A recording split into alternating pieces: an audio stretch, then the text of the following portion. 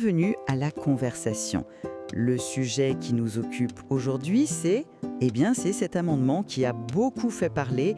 Il impose en France la déclaration des portefeuilles de cryptoactifs auto-hébergés, type Ledger ou MetaMask, dès que leur valeur dépasse 5 000 €. Exactement. Et la question centrale, elle est assez simple au fond.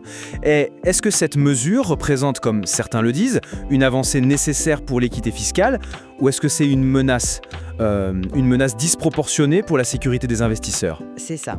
Pour ma part, je soutiendrai que cette loi est une étape, certes perfectible, mais indispensable pour lutter contre l'opacité fiscale. Et de mon côté, je vais argumenter que cette mesure est non seulement dangereuse, mais aussi inapplicable, et qu'elle risque de pousser nos talents et nos investisseurs à l'exil.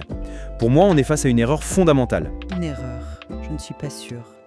C'est quand même une initiative qui s'aligne sur des recommandations, notamment celle de la Cour des comptes, pour plus de transparence. On parle de cryptoactifs qui sont en fait utilisés comme des actifs financiers. Il me semble donc assez logique de les soumettre aux mêmes règles de déclaration qu'un compte détenu à l'étranger. L'idée, c'est de combler un angle mort fiscal. Oui, mais Et le seuil de 5 000 €, franchement, ça me paraît être une approche plutôt mesurée. c'est justement là que le raisonnement coince, à mon avis.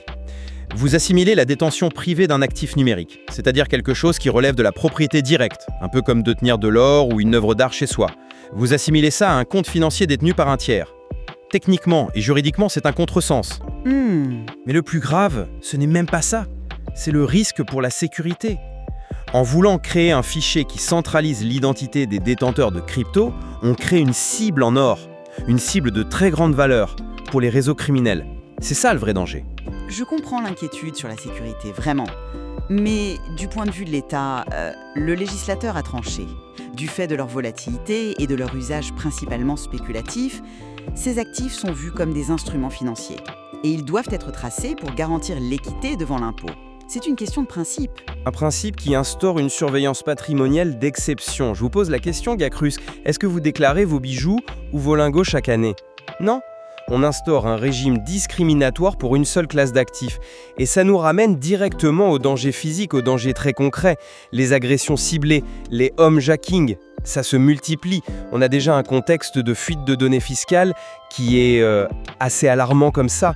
Cette loi, elle expose sciemment les citoyens. Vous peignez un tableau très sombre et il est vrai que la sécurité des données est un défi technique majeur. Mais est-ce que ça doit servir de prétexte à l'inaction face à l'évasion fiscale? N'est-ce pas le rôle de l'État d'assurer la protection de ces données, justement, plutôt que de renoncer à la collecte dans l'import? La protection de la vie privée et de la sécurité physique des gens doit primer. Mais allons même plus loin. Je me demande si cette loi est seulement applicable. Concrètement, comment l'administration compte-t-elle vérifier la valeur de mon portefeuille sur une clé Ledger Inside? Techniquement, c'est impossible. L'existence d'une obligation légale claire, ça a un effet dissuasif. Le jour où une personne qui n'a pas déclaré voudra convertir ses cryptos en euros sur une plateforme d'échange, elle s'exposera à un contrôle et à de lourdes pénalités. La France ne peut pas devenir une zone de non-droit fiscal pour les actifs numériques. Alors là, je ne vous suis plus. Cette mesure, elle repose sur une autodéclaration qui est invérifiable. Ça va juste inquiéter les citoyens honnêtes, alors que les fraudeurs, eux, sauront très bien la contourner.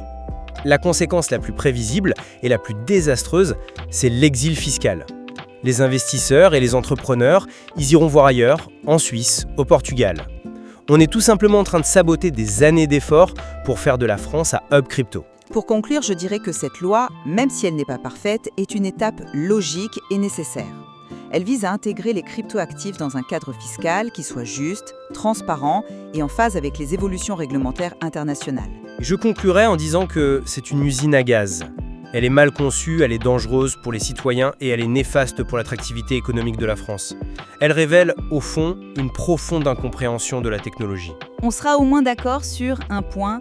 Ce débat soulève des questions fondamentales sur l'équilibre à trouver entre le contrôle de l'État, l'innovation technologique et nos libertés individuelles. Absolument. La conversation sur la place des cryptoactifs dans notre société, elle ne fait que commencer et elle va nécessiter une analyse bien plus fine.